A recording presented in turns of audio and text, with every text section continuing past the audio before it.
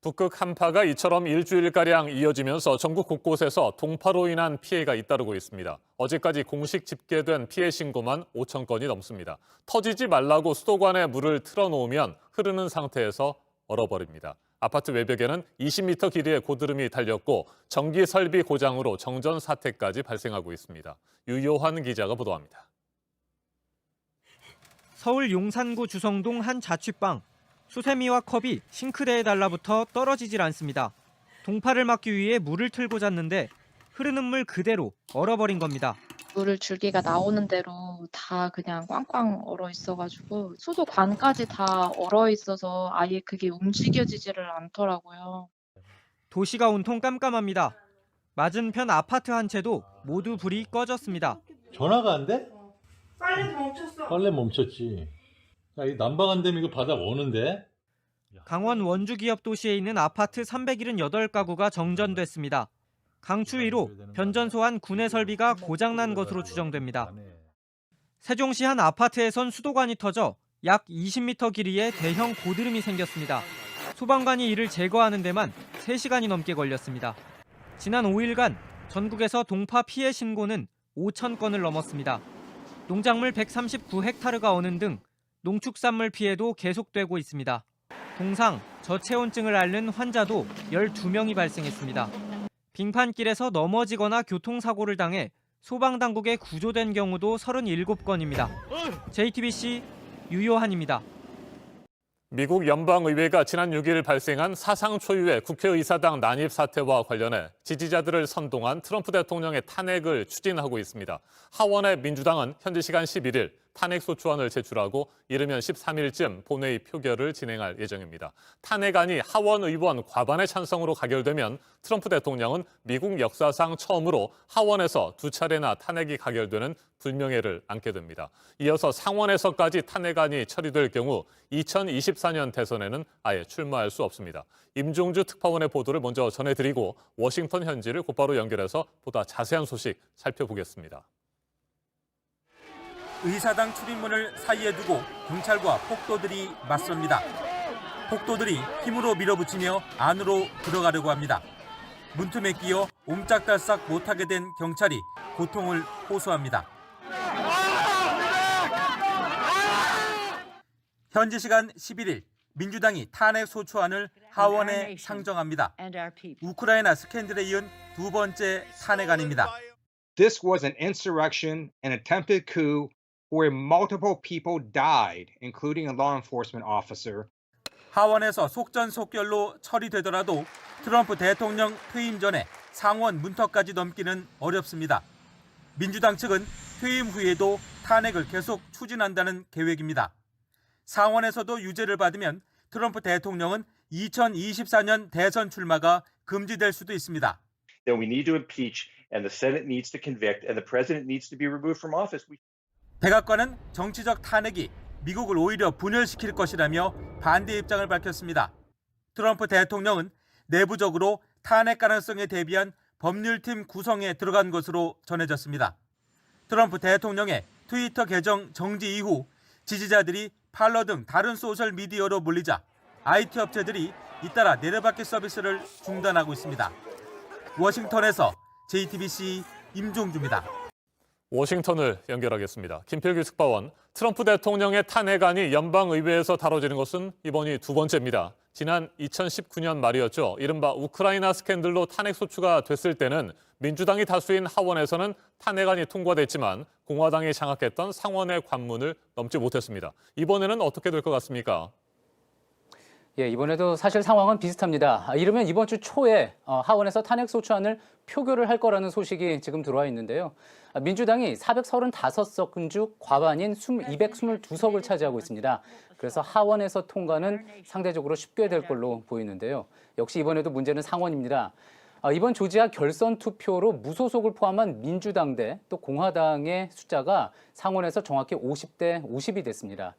대통령 탄핵을 위해서는 상원의 3분의 2 이상의 찬성이 필요한데 공화당에서 그렇다면 17명의 찬성표가 나와야 한다는 거죠. 지금 공화당 분위기가 아무리 흔들리고 있다고 해도 이 정도의 이탈표를 기대하기는 쉽지 않을 거란 전망입니다. 그래서 오는 20일 새 대통령 취임하자마자 이 문제를 가지고 국정을 얼어붙게 하느니 좀 더 시간을 두고 한 100일 정도 시간을 두고 처리하자는 의견이 민주당 내에서도 지금 나오고 있습니다. 네, 실제로 트럼프 대통령이 탄핵까지 당할지는 좀 더 지켜봐야 할 것 같군요. 자, 그런데 트럼프 대통령이 속한 공화당 내부에서도 비판의 목소리가 갈수록 커지고 있죠. 그렇습니다. 공화당 상원의원들도 잇따라서 방송에 나와서요. 이번 사태에서 보여준 행동으로 트럼프 대통령은 대통령직을 유지할 자격을 잃었다. 취임 선서를 무시했다. 심지어 하야를 원한다라는 발언까지 나왔습니다. 공화당 소속으로 캘리포니아 주지사를 지냈던 영화 배우죠. 아놀드 슈워제네거도 날선 비판을 내놨는데 직접 한번 들어보시죠. The Nazi equivalent of the proud. They did not just break down the doors of the building that housed American democracy.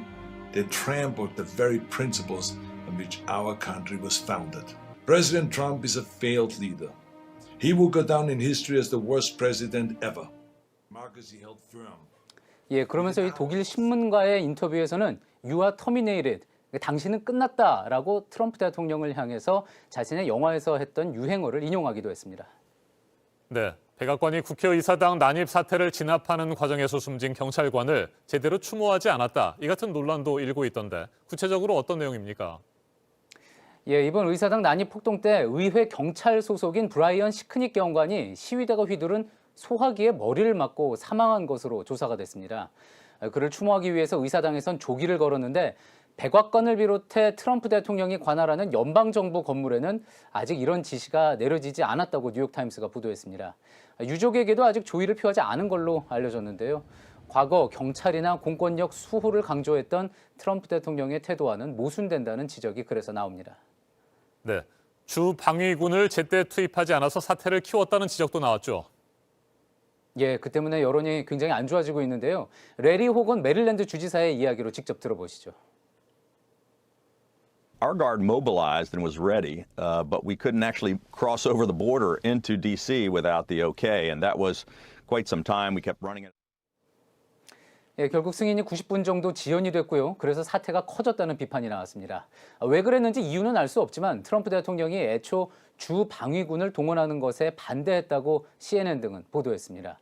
이 역시 흑인의 생명도 소중하다. BLM 시위 때 주 방위군을 동원하고 막아야 된다고 강조했던 과거 태도와는 상반된 모습입니다. 네, 지금 미국 시민들의 여론은 어떻습니까? 예, ABC 뉴스와 입소스가 지난 8일에서 9일 성인 570명을 대상으로 여론조사를 했습니다. 응답자의 67%가 이번 사태에 트럼프 대통령이 상당한 책임이 있다고 응답을 했습니다. 트럼프 대통령이 퇴임 전에 물러나야 한다는 응답도 56%였습니다. 물론 정치 성향에 따라 응답 비율이 여전히 갈리기는 했지만 공화당 지지층에서도 이번 사건을 두고 트럼프 대통령에 대해서 책임을 묻는 분위기가 상당히 강하다는 분석이 그래서 나오고 있습니다. 지금까지 워싱턴에서 JTBC 김필규입니다. 네, 이어서 국내 코로나 관련 소식입니다. 지난주 금요일부터 토요일, 일요일 사흘 동안 600명대 확진자가 발표가 됐고요. 보통 월요일에는 주말과 휴일에 검사 건수가 줄어드는 걸 감안하긴 해야 하는데 오늘 발표로는 500명 안팎의 확진자가 나올 것으로 예상됩니다. 정부는 3차 유행으로 집합 금지 조치가 내려진 곳에 대해서 다음 주부터 다시 영업을 시작하도록 하는 방향으로 검토를 하면서 하지만 또 위험해지지 않도록 방역을 어떻게 해야 할지 고민하고 있습니다. 성문규 기자입니다. 어제 0시부터 밤 9시까지 코로나19 검사에서 양성 판정을 받은 신규 확진자는 총 432명으로 집계됐습니다. 그제 같은 시간에 623명보다 191명이 적습니다. 확진자 발생 흐름을 볼 때 오늘 오전에 발표될 신규 확진자는 500명 안팎으로 예상됩니다. 지난 일주일 동안 국내에서 발생한 하루 평균 확진자는 738명으로 전주보다 200명 가까이 줄었습니다. 특히 최근 사흘 동안은 620명대에 머물고 있습니다. 눈에 띄는 것은 확진자 1명이 감염시키는 인원을 뜻하는 감염 재생산 지수입니다. 지난 주 중에 1 이하로 떨어지더니 어제는 0.88로 낮아졌습니다. 정부는 이번 주를 코로나19 확산세를 꺾을 분기점으로 보고 있습니다. 확실히 안전 국면으로 접어들려면 이번 한 주 동안 사회적 실천력을 최고 수준으로 유지해야 하겠습니다. 확진자가 계속 줄어들어야 다음 주에 거리두기 단계를 조정할 수 있습니다. 전국적으로 2.5단계에서 2단계로 낮추려 그러면 하루 평균 환자 수가 400에서 500명 이하로 줄어들어야지 이 기준을 충족하게 됩니다. 정부는 헬스장 등 집합 금지 조처가 내려진 업종들이 다음 주부터는 영업을 재개할 수 있도록 하는 방안을 검토하고 있습니다. JTBC 성문규입니다. 북한이 제8차 노동당 대회를 개최했습니다. 김정은 국무위원장은 오는 20일 출범하게 될 미국 조 바이든 행정부를 강대강, 선대선 원칙으로 상대하겠다고 밝혔습니다. 그러면서 핵 잠수함과 다탄두 핵미사일 카드를 꺼내들었습니다. 노동당 규약을 개정해 5년 만에 비서제를 부활시켰습니다. 김정은 위원장은 북한 노동당 총비서로 추대된 것으로 전해집니다. 여동생 김여정 노동당 제1부부장은 기존 직책이었던 정치국 후보위원회에서 빠졌고 당 부장 명단에도 이름을 올리지 못했습니다. 홍현익 세종연구소 수석연구위원 자리에 함께했습니다. 어서 오십시오. 안녕하십니까. 네, 일단 김정은 국무위원장이 노동당 총비서로 추대됐다는 소식부터 좀 살펴볼까요? 어떤 의미가 있습니까? 뭐 국가 최고 수반이라는 건 변함이 전혀 없고요. 오히려 이번 당대회를 통해서 김정은의 권한이 더 강화되고 그다음에 당 정치국 상무위원 5명이 있는데 이 사람들이 여러 가지 더 권한을 더 행사할 수 있게끔 했고 그리고 어떻게 보면 더 엘리트 체제로 가는 거죠. 그러니까 김정은의 권한은 강화하면서 뭐 이 인민대중 제일주의라고 하는 상호 모순되는 거잖아요. 네. 독재 체제는 강화하면서 오히려 인민대중을 위한다는 거는 내세우는 그러니까 모순된 구절들이 여러 군데 있는데 그 중에 하나로 지금 총비서로 추대했다는 거는 정무국을 5년 전에 비서국을 정무국으로 개칭했는데 다시 비서국으로 해서 그러니까 당의 비서국이 그러니까 정무국이 없어지고 비서국으로 이름을 바꾸니까 당연히 이제 총비서가 되는 거죠. 다른 지금 정무국 부위원장 김정은이 위원장했고 다른 과거의 비서들이 부위원장으로 불렸는데 그 부위원장들이 이제 각각 비서가 되는 거죠. 대남 담당 비서 뭐 이렇게. 예. 그러니까 이름이 바뀐 거지 큰 의미는 없고 어떻게 크게 보면 시행착오를 거쳐서 5년 만에 제자리로 돌아갔다. 이렇게 보시면 될 것 같습니다. 네. 김정은 위원장의 여동생 김여정 노동당 제1부부장의 변화도 좀 살펴봐야 될 것 같습니다. 네. 정치국 후보위원 명단에서 빠졌고요. 네. 당 부장 명단에도 오르지 못했습니다. 이건 이유가 뭘까요? 네, 요번에 뭐 당대회 직전에 나온 여러 가지 얘기들은 오히려 정치국 후보위원회에서 정치국 정의원이 될 것이다. 이런 얘기가 많았고 아니면 상무위원까지 혹시 되는 게 아닌가. 그래서 상무위원들의 권한을 강화해서 또 상무위원들의 회의 같은 거를 김정은이 참석 안 해도 할 수 있게끔 만들어 놨어요. 그러니까 김정은의 소위 위임 통치 차원인 것 같은데 그래서 김여정을 상무위원으로 올리는 게 아닌가 이렇게까지 얘기가 나왔는데 오히려 후보위원회에서도 뗐다. 이거는 뭐 사실 뭐 좌천이라고 하기보다는 다 같은 남매지간이기 때문에 잠깐 뭐 쉬어라 그럴 수도 있는데 굳이 이제 해석을 해본다면 작년 6월에 그 개성에 있는 남북공동연락사무소를 폭파시키고 또 우리 그 강경화 장관 비난하고 하는 이제 남북 관계에서 정상회담의 수행원 내지는 촉매 평화 촉진자 역할을 해왔다가 갑자기 강경 노선으로 바뀌었거든요. 그러니까 김여정을 잠시 쉬라고 하는 거는 대남 대미 화해 메시지라고 볼 수도 있고 네. 또 어떤 측면에서 보면 그간의 정상회담의 수행원으로 바로 김정은의 직은에서 보좌했던 사람을 강등시켰다고 하는 거는 정상회담에 연연하지 않겠다라고도 해석할 수 있는 양면적으로 있는 거죠. 그리고 권력적으로 본다면은 김여정이 후계자다 그런 얘기들이 이제 나돌기 시작하니까 거꾸로 그거를 좀 그 소문을 없애기 위해서 권력의 누수 현상이라고 볼 수 있잖아요. 그러니까 잠시 쉬라고 했을 수도 있는데 그건 조금 며칠 더 두고 봐야 그 김정은의 진위가 나오지 않을까 보입니다. 네. 미국을 향한 메시지도 발표했습니다. 강대강, 선대선 원칙을 밝혔고요. 미국을 최대 주적이라고 표현하기도 했는데 오는 20일 조 바이든 행정부가 출범을 하잖아요. 이에 앞서서 뭐 기선을 제압하려고 하는 의도일까요? 어떻게 보십니까? 전반적인 김정은의 3일 동안의 연설을 보면 공세적이라고 보기는 좀 어려운 것 같아요. 네. 그러나 왜냐하면은 너무나 경제 사정이 어렵고 또 바이든이 어떻게 할지 모르고 그리고 우리 정부도 계속해서 유화 메시지를 보내고 있는 상황이기 때문에 일방적으로 강하게 하기는 어렵고 따라서 과거의 입장을 그대로 얘기를 하는 건데 바이든이 만약 그 북핵 문제에서 양보적으로 나오면 우리도 대화에 적극 응하겠다. 그러나 기본 기조는 이 주민과 당원들을 향해서 메시지를 줘야 되니까 미국은 정권이 바뀌어도 바뀌는 정권이 아니다. 항상 우리를 적대시해 왔다. 따라서 우리는 군사력을 강화해야 되고 한국 정부에 대해서도 작년에 해왔던 기조 그대로 우리 정부가 한미연합훈련을 하고 첨단 무기를 들여오는 거는 평양에서 문재인 대통령이 약속한 걸 어긴 거다. 이렇게까지 얘기를 한 거죠. 그런데 이거 자체도 상당히 모순되는 게 자기들은 핵무력을 계속 강화하면서 우리는 재래적 방위력을 증가하는 것도 나무라고 있는 상황이니까 굉장히 후한무치한 어떻게 보면 자기 모순적인 얘기를 하고 있는 거라고 저는 생각하는데 어쨌든 미국에 대해서는 바이든 정부가 만약에 큰 기대는 안 하지만 대화로 나온다면 대화에 응하겠지만 그렇지 않다면 우리는 계속해서 군사력 강화하고 핵 잠수함까지 만들겠다. 이런 태세를 보이고 있는 겁니다. 네, 남북 관계와 관련해서는 3년 전 봄날로 돌아갈 수도 있을 것이다. 뭐 이런 발언을 했는데 이 부분은 어떻게 평가를 해야 될까요?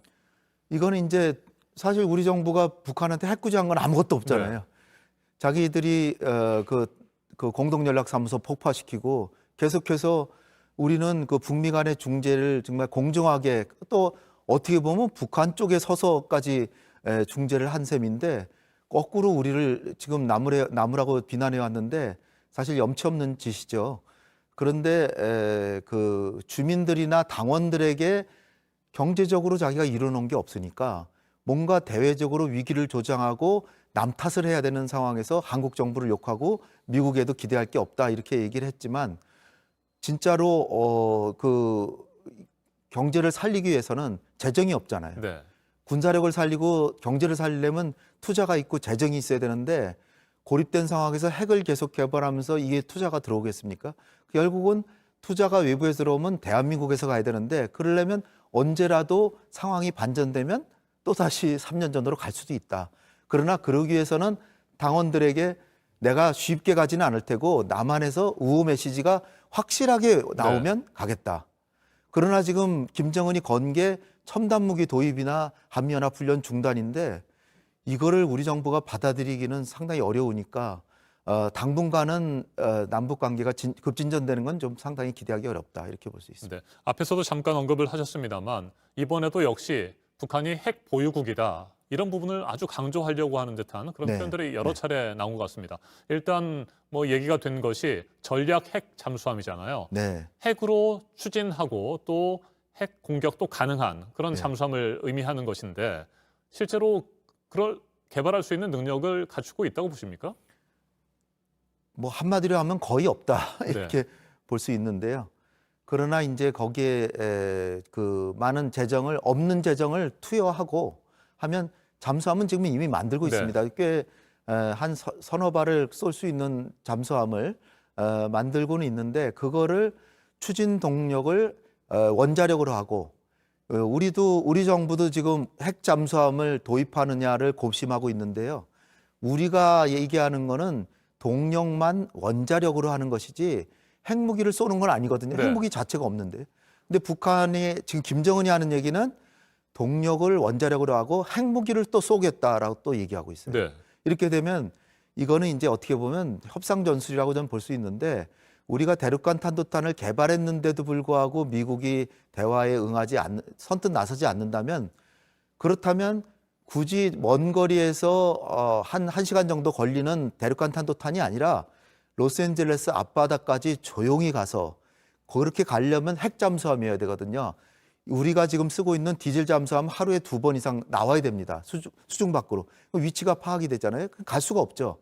따라서 핵 잠수함을 만들어서 로스앤젤레스 앞바다까지 가서 로스앤젤레스를 핵무기로 가격할 그런 준비를 할 테니까 대화에 그래도 안 나오겠냐 하는 그 대미 압박용이 크다라고 보고요. 지금 국방력 뭐 강화를 당귀하게까지도 이렇게 명시했잖아요. 이런 것도 제가 보기엔 딱 한 노릇이에요. 자기가 안 하겠다 그러고 경제력 집중주의로 가다겠다 그러고 경제 부분에서 자기가 성과를 못 거뒀으니까 결국은 주민들한테 뭔가의 비전을 주고 주민들의 지금 삶의 고통을 느끼고 있는 걸 좀 상쇄해줘야 되는데 결국 우리가 군사 강국이 된 것이다라는 그쪽을 할 수 없이 할 수밖에 없는 사정이 있는 거죠. 어떻게 보면 북한의 사정이 어렵다는 걸 말해주는 거고, 그리고 이렇게 모토로 해놨지만 열병식 같은 거에서 뭐 위용을 보여주긴 하지만 나오는 그 전략 그 미사일 같은 게 모조물일 수도 있고요. 따라서 정권 유지를 위해서 지금 가는 거지 뭐가 상황이 좋고 강성대구의 실제 모습은 아니다. 저는 그렇게 봅니다. 네, 전략 핵 잠수함과 함께 다탄두 핵 미사일도 개발해서 배치하겠다 뭐 이런 의지까지 드러냈는데 이 같은 상황에서 우리 정부는 어떻게 해야 될까? 이 부분이 궁금합니다. 오늘 문재인 대통령이 신년사를 하게 되는데 어떤 또 내용을 담을지도 궁금하고요. 글쎄, 대통령께서 그렇게 하실지 모르겠지만 제 생각에는 일단은 북한이 저렇게까지 굉장히 군사력 강화를 천명하고, 그리고 지금까지 상황이 남북 간의 관계가 진전하지 못한 건 미국이 맡고 있는 것도 있지만 더 중요한 것은 1991년에 남북 간의 정상 간의 합의라고 볼 수 있는 한반도 비핵화 선언을 북한이 명백하게 어기고 자기들은 핵무기를 그동안의 국제사회에 강력한 제재에도 불구하고 그걸 만들어 왔고, 지금 요번에 당대에서도 핵무력을 더 강화하겠다라고 천명하면서 우리가 한미연합 훈련을 하고 재래식 무기를 들여오는 거를 탓하고 있는데 정말 염치 없는 짓이고요. 따라서 대통령께서 김정은 위원장이 뭔가 실수를 하는 잘못 판단하고 있는 것 같은데, 지금 한반도 상황이 안 좋은 거는 북한이 비핵화 선언을 어겼기 때문이란 걸 명백히 우리가 규정을 하고, 그럼에도 불구하고 한민족의 미래를 위해서 우리가 방역 지원도 하고 인도주의적 협력도 하고 그다음에 개별 관광도 하려고 하는 이런 고륙지책으로 하고 있는 것인데, 우리가 화해의 무드로 가는 건 굉장한 선의를 보이는 것이다.